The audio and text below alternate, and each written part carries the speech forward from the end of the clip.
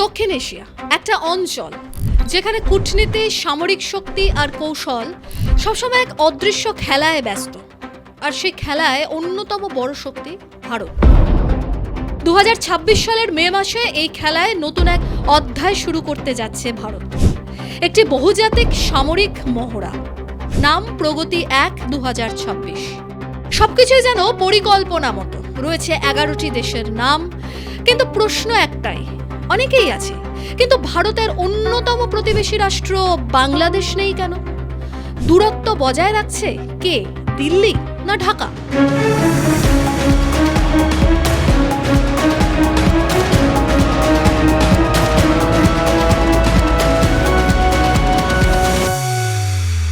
মে 18 থেকে 31, 2026। স্থান সেভেন সিস্টার্সের অন্তর্গত মেঘালয়ের উমরই, ভারতের একটি গুরুত্বপূর্ণ সামরিক প্রশিক্ষণ কেন্দ্র। এখানে আয়োজন করা হচ্ছে প্রগতি-1 2026, একটি বহুজাতিক যৌথ সামরিক মহড়া, যার লক্ষ্য শুধুমাত্র যুদ্ধ অনুশীলন নয়, বরং আঞ্চলিক সহযোগিতা, যৌথ প্রতিরক্ষা কৌশল এবং ভারত মহাসাগরীয় অঞ্চলে নিরাপত্তা জোরদার করা। প্রগতি-1 শুধুমাত্র একটি মহড়ার নাম নয়, একটি বার্তা এবং একাধিক কূটনৈতিক সমীকরণও রয়েছে এতে। এই মহড়ায় অংশ নিচ্ছে প্রায় 11টি দেশ। প্রধান উদ্দেশ্য সন্ত্রাস বিরোধী অভিযান, মানবিক সহায়তা ও দুর্যোগ মোকাবিলা, সমন্বিত সামরিক অপারেশন, সবকিছু একসঙ্গে নিবিড়ভাবে অনুশীলন করা হবে এখানে। কিন্তু সবচেয়ে গুরুত্বপূর্ণ বিষয়, ভারত এখানে শুধুই আয়োজক নয়, নেতৃত্বেও রয়েছে ভারত। এটি ভারতের একটি বড় কৌশলগত লক্ষ্য, নিজেকে ইন্দো প্যাসিফিক অঞ্চলের নেট সিকিউরিটি প্রোভাইডার হিসাবে প্রতিষ্ঠা করা। কিন্তু এই বাস্তব কাহিনীতে একটি অদৃশ্য ফাঁক আছে। ভারত বরাবরই বাংলাদেশকে বন্ধুপ্রতিম রাষ্ট্র হিসাবে মনে করে। আগেও অনেকবার এমন মহড়ায় বাংলাদেশকে পাশে পেয়েছিল ভারত। কিন্তু এমন একটি গুরুত্বপূর্ণ প্রতিবেশী রাষ্ট্র, অথচ প্রগতি মহড়ায় তাদের নাম নেই। এদিকে ভারত মনে করে দক্ষিণ এশিয়ার নিরাপত্তা ও কৌশলগত সমীকরণে গুরুত্বপূর্ণ হচ্ছে বাংলাদেশ, কিন্তু এখানে সে নেই। প্রশ্নটা এখন সবার, বাংলাদেশকে কি আমন্ত্রণ জানানো হয়নি, নাকি বাংলাদেশ নিজেই দূরে থেকেছে?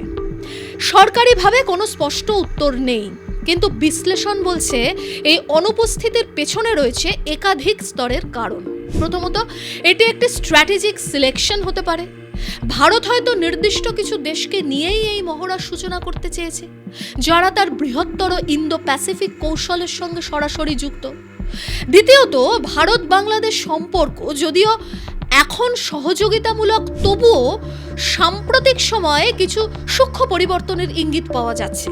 কিছু বিশ্লেষকের মতে এর পেছনে আরও গভীর উদ্বেগ রয়েছে। সাম্প্রতিক কিছু ঘটনাকে কেন্দ্র করে ঢাকার ওপর আস্থার প্রশ্নও উঠে আসছে। কিছু পর্যবেক্ষক ইঙ্গিত করছেন তথাকথিত জুলাই গণ অভ্যুত্থানের দিকে, যেখানে অভিযোগ উঠেছিল বাংলাদেশের সেনাবাহিনীর একটি অংশ তৎকালীন প্রধানমন্ত্রী শেখ হাসিনার অবস্থানের বিরুদ্ধে গিয়েছিল। যদিও এই বিষয়টি নিয়ে সরকারি বা পূর্ণাঙ্গ নিশ্চিত তথ্য এখনো পরিষ্কার নয়, তবুও এটি বাংলাদেশের সামরিক কাঠামোর অভ্যন্তরীণ ঐক্য ও শৃঙ্খলা নিয়ে প্রশ্ন তুলেছে বলে মনে করছেন বিশ্লেষকদের একাংশ। এর পাশাপাশি অতি সম্প্রতি কিছু রিপোর্টে দাবি করা হয়েছে বাংলাদেশের নিরাপত্তা কাঠামোর ভেতর থেকেই উগ্রপন্থী গোষ্ঠীর জন্য নিয়োগের চেষ্টা সামনে এসেছে। এই দাবিগুলো এখনো সম্পূর্ণ যাচাই বা সরকারিভাবে নিশ্চিত নয়।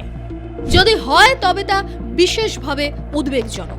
প্রশ্ন হচ্ছে, আঞ্চলিক নিরাপত্তার ক্ষেত্রে এই ধরনের ইঙ্গিতও যথেষ্ট গুরুত্বপূর্ণ। ফলে প্রশ্নটা এখন শুধু কৌশলগত নয়, এটি আস্থার প্রশ্ন। একটি বহুজাতিক সামরিক মহড়ায় যেখানে তথ্য, কৌশল এবং অপারেশনাল পরিকল্পনা ভাগ করা হয়, সেখানে অংশগ্রহণকারী প্রতিটি দেশের ওপর পূর্ণ আস্থা থাকা অত্যন্ত জরুরি। এর সঙ্গে যুক্ত রয়েছে আরেকটি বাস্তবতা, বাংলাদেশের সময় সময় ভারত বিরোধী মনোভাবের উত্থান। দেশে বা বিদেশে অবস্থানরত বহু অবসরপ্রাপ্ত সেনাকর্মীদের দেখা গিয়েছে বারবার ভারতের বিরুদ্ধে অপপ্রচার, গুজব এবং চূড়ান্ত ঘৃণা ছড়াতে। এর থেকে বোঝা যায় তারা যখন কর্মস্থলে যুক্ত ছিল, কতটা শৃঙ্খলা রক্ষা বাহিনীর ক্ষেত্রে কতটা বিপজ্জনক ছিল তারা। অনেকে মনে করে তথাকথিত জুলাই গণ অভ্যুত্থানের পর সেনাবাহিনীর মধ্যে জামাতপন্থী কর্মীরা অনেক বেশি শক্তিশালী হয়েছে। সেই চিত্র বেশ কয়েকবার সামাজিক মাধ্যমেও ছড়িয়েছে। সোশ্যাল মিডিয়া, রাজনৈতিক বক্তব্য, সব ক্ষেত্রে প্রায় ভারতকে কেন্দ্র করে বিতর্ক তৈরি করা হচ্ছে। বিশ্লেষকদের মধ্যে বাংলাদেশকে নিয়ে আরও কয়েকটি নেতিবাচক তত্ত্ব বাজারে আছে। যেমন ডক্টর ইউনূসের আমলে রোহিঙ্গা প্রত্যাবাসন ইস্যুকে যেভাবে সামলানো হয়েছিল তা ভালোভাবে নেয়নি মিয়ানমারের জান্তা সরকার, এমনকি তাদের বিরোধী শক্তি আরাকান আর্মিও। অভিযোগ, রোহিঙ্গাদের হাতে ডিজিএফআই অস্ত্র তুলে দিয়েছিল আরাকান আর্মির বিরুদ্ধে লড়াই করার জন্য, যদিও সেটি কার্যত ব্যাকফায়ার করেছে। আবার আমেরিকার কথায় ইউনূসের আমলে করিডর দিতে চেয়েছিল ঢাকা, সেই বিষয়টিও ভালোভাবে নেয়নি জান্তা সরকার। ঘটনা হলো, মিয়ানমার ছাড়াও দক্ষিণ পূর্ব এশিয়ার কয়েকটি দেশের আপত্তি থাকতে পারে বাংলাদেশকে ঘিরে। এই পরিস্থিতিতে দাঁড়িয়ে ভারতের জন্য সিদ্ধান্তটা সহজ ছিল না। বাংলাদেশকে এই মহড়ায় অন্তর্ভুক্ত করা মানে নতুন করে রাজনৈতিক বিতর্ক তৈরি হওয়া, অভ্যন্তরীণ ও আঞ্চলিক প্রতিক্রিয়ার জন্ম দেওয়া এবং কৌশলগত বার্তা দুর্বল হয়ে যাওয়া। তবু বৃহত্তর জটিলতাকে দূরে সরিয়ে রাখতেই এই সিদ্ধান্ত বলে মনে করছে গবেষকদের একটা অংশ।